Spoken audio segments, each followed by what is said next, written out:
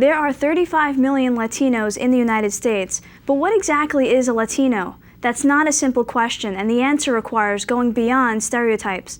219 West reporter Aisha Al-Muslim explores the diversity within the Latino community.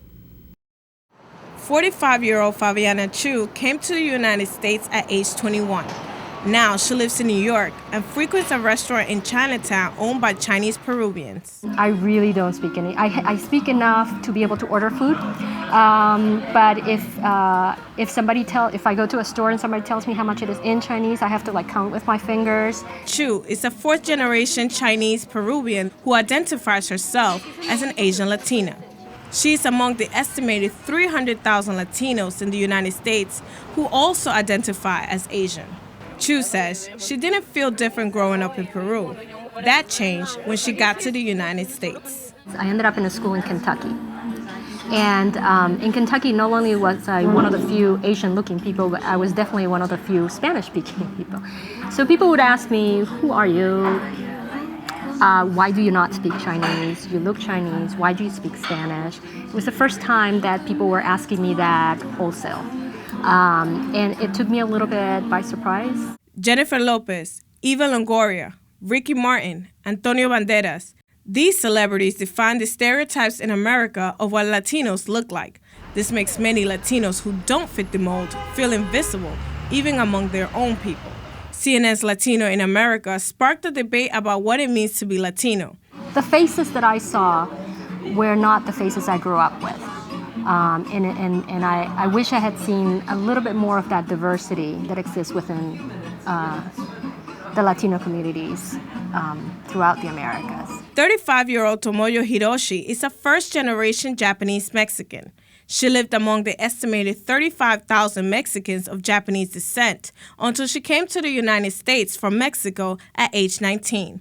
When she fills out the race category on forms, she feels she doesn't fit any of them. I entered the U.S. as a Mexican citizen, so I always question myself, so are they talking about the technical aspect, the papers, or how I look, or where I'm from, or, it's more complex than just a checkbox. So I usually avoid that, and I don't want to mark it because you can't. Your identity is so hard to describe sometimes. 32-year-old Carol Fraser has had the same experience. Fraser is Afro-Honduran. She is one out of an estimated 150 million people in Latin America who identify themselves as Afro-Latinos. I'm always other because I'm Black Hispanic, and that category doesn't exist in forms. So I'm always other, and then I write Black Hispanic.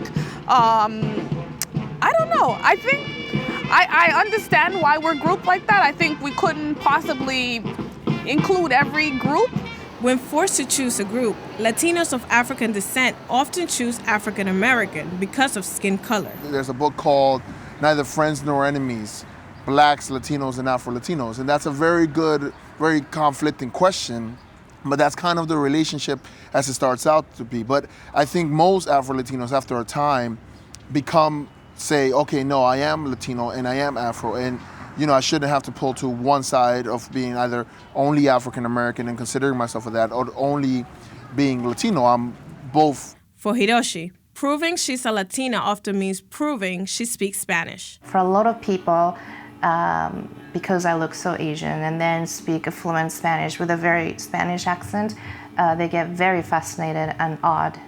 They don't expect that, definitely. Chu also speaks Spanish fluently. She doesn't think she's different from other Latinos. Why is it that if you line me up with other Latinas and you ask anybody, pick the one who's not Latina, why is it that there's a chance that I might be the one who's picked? So I really challenge that. I really challenge that, especially because my family has been, and my people have been in Peru for 160 years. I mean, at what time is it going to be accepted that Latino is not a race, it's a culture, and that you can be of any race or any combination of races to be a Latina? Just like Chu, I'm also Latina. But when people see me, they might not know that I was born in Panama and that I speak Spanish. I consider myself Afro-Panamanian. This is why I wanted to tell the story of the many Latinos who don't fit the stereotypes of what it means to be Latino.